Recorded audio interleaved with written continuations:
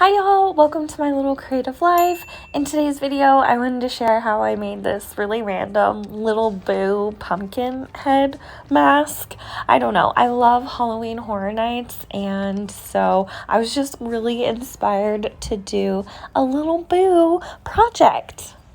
Okay, I am working on another mask here. I'm like almost ready to start claying it, and I figured I would at least show you some of the process. But our inspiration is little Boo from Halloween Horror Nights. I'm not sure if you can really see, but I kind of sketched on a face. I did paper mache over a balloon. Let it dry. I do a few layers. And then I made a little stem out of aluminum foil, just kind of taped that on, made some little viney vines here.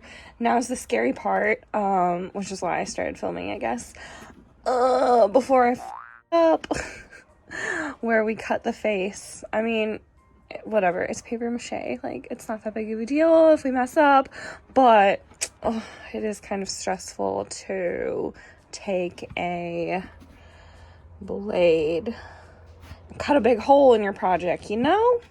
Okay, so that's the next step. Get a news.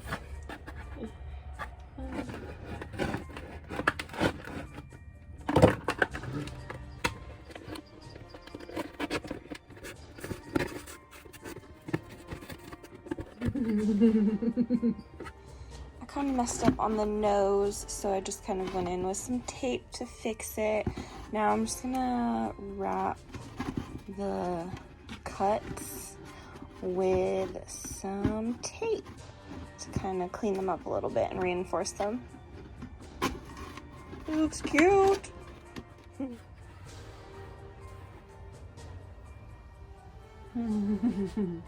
It's perfect. So cute. I had to make a quick trip to the Wooly for joint compound. The joint compound I had looked really gross and I did not want to use it. And then I also got some clear spray paint. Yeah. So I was working against time so that the clay wouldn't dry out, and I forgot to film. But I clayed Little Boo using ultimatepapermaches.com. Johnny's recipe. I'll try and have it in the description if you guys want to check it out, but that's where the clay recipe comes from. Right, Little Boo has been clayed. I'll try not to mess with it too much.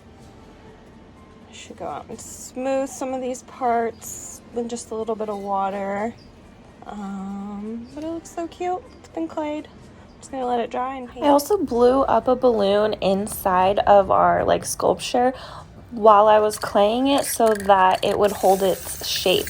Then once the clay dried, I went over everything with a coat of Plasti Dip, a coat of white, so our colors would really pop. Then I went over it with a few coats of this pumpkin orange color. I also broke out some of my UV or blacklight reactive paints because I think Halloween decorations look so much cooler in blacklight.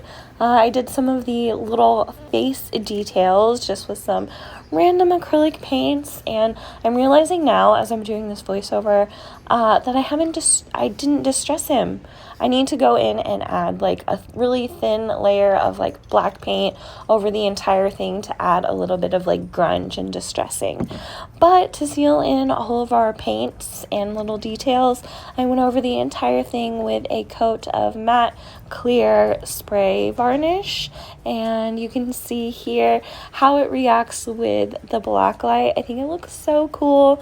The last step was to just line the face holes with some scrap thin black fabric. So technically you can see out of this and wear it as a mask.